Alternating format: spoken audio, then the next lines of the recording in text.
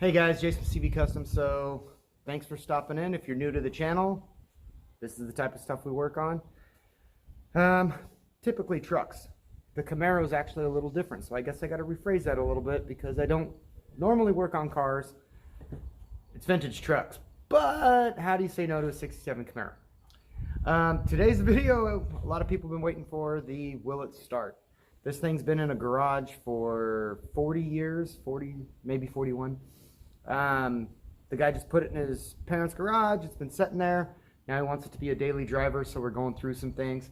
In our last video, we did the brakes and shocks, brake hoses, all that fun stuff. So we know this thing's going to stop properly, and it'll kind of ride properly. We still haven't checked tie rods and stuff. That's kind of things that come after we have new rubber on it, and we don't have new rubber. Right now we still have the very vintage rubber that kind of holds air if I air it up every couple of days.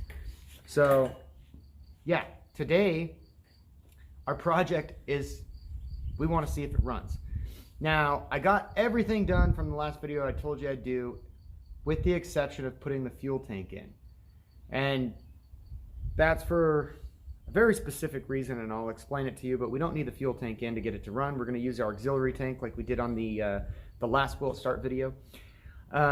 We do still need to, so it's already got fresh oil and an oil filter, that's fine, but we still need to put the radiator in, and I'm going to show you guys the radiator and what we did because we had to have it cleaned and everything.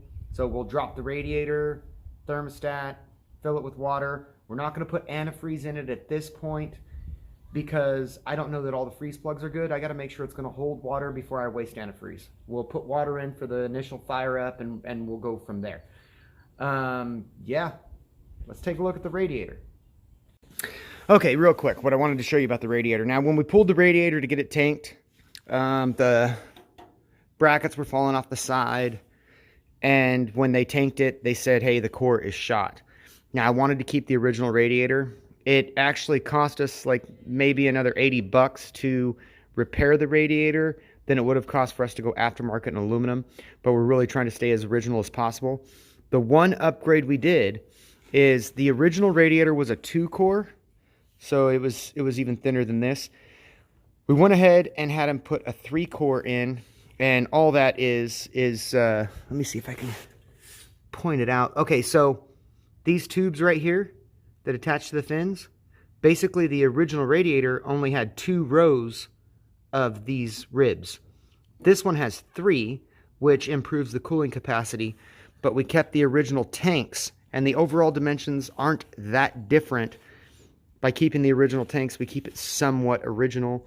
And again, improving cooling capacity, because if he's going to make it a daily driver, he's got to be able to go places and start and stop and whatever it is he's up to. So yeah, moving on.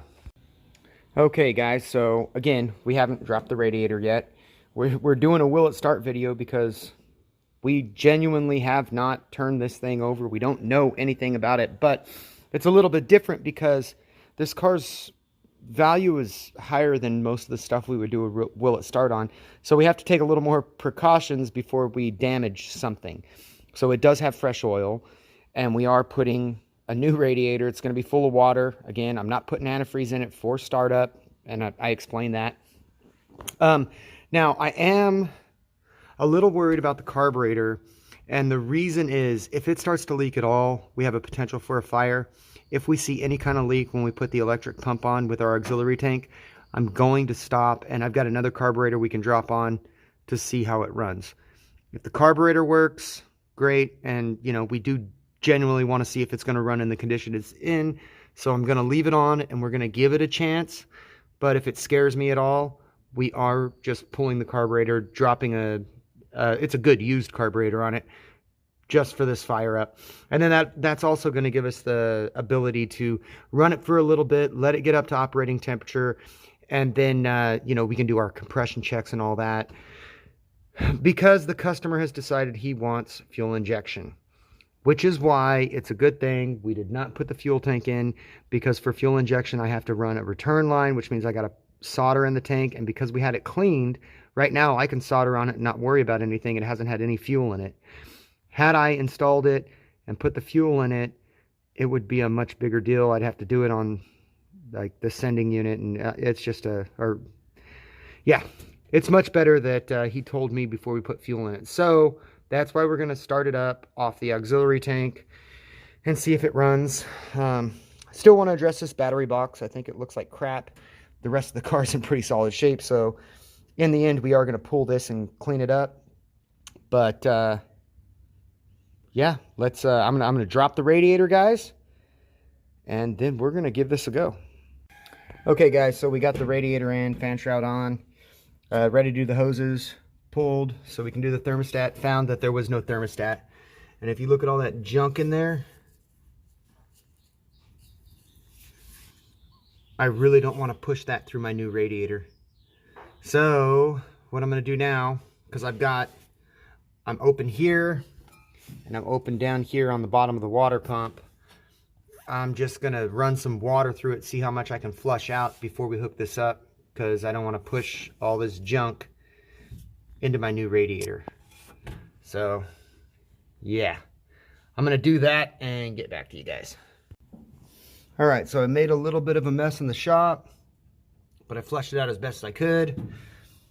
Honestly, that's not ideal for me, but if we're not going to rebuild the engine, I mean, that's absolutely everything I could do right there. So we caught it in the pan below and we filled it up a couple of times, the bucket down there. Yeah, I'm going to get the thermostat in, I'll fill it with water, and we will give it a shot. Okay, thermostat's in. Radiator's full of water. We vented off the heater core line because the customer also told me heater core's got to be replaced, so we're not worried about that right now. We know it's full of water, we know it's full of oil, and now we're going to give it gas. We're not going off our car system because, again, we're going to go EFI and we can't mess with that. So we're using my trusty old can here. So the first thing I'm going to do, let's get this. So what I'm going to do is I'm going to plug it on, and then I'm going to see when fuel gets in the bowl, and we're going to make sure the carburetor doesn't leak on us, because that would be a problem. So yeah, and now I've got the cables backwards, switching hands. All right, this is working very well. Okay, pump is going. Let me get over there. See, this is what I was afraid of. We can't use this carburetor. It's already leaking, so I'm just going to shut it off, and we'll swap the carburetor. So we'll get another carburetor, and you also see it's coming out the bowl there. That's what I expected out of such an old carburetor, but I wanted to give it a shot. So yeah, we're going to replace it and see if it starts with a new carburetor. Okay, guys, we got rid of the Holly double pumper. It was just old. Doesn't mean Edelbrock's better, but this Edelbrock is a functioning carburetor, so we're going to use it. Okay, let me get a good connection here. Man.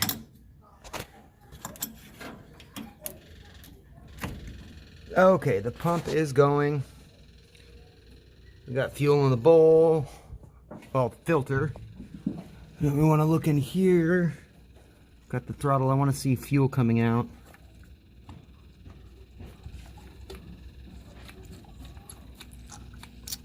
There she is. Okay. Let's see if it starts.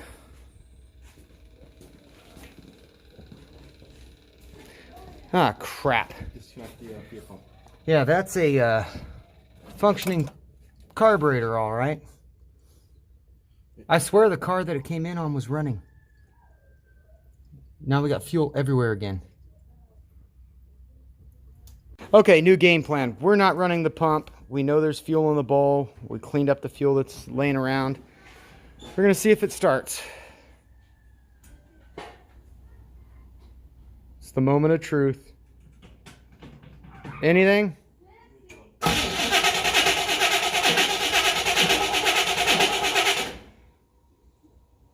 The coil could be bad. Go ahead.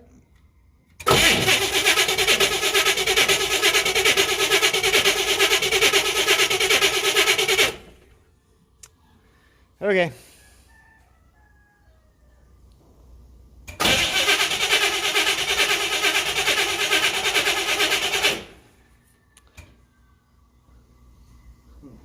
All right, Kevin. I think this is a next time thing. I don't like that carburetor already because it's leaking. Yeah. And we've got an ignition problem now. Tomorrow.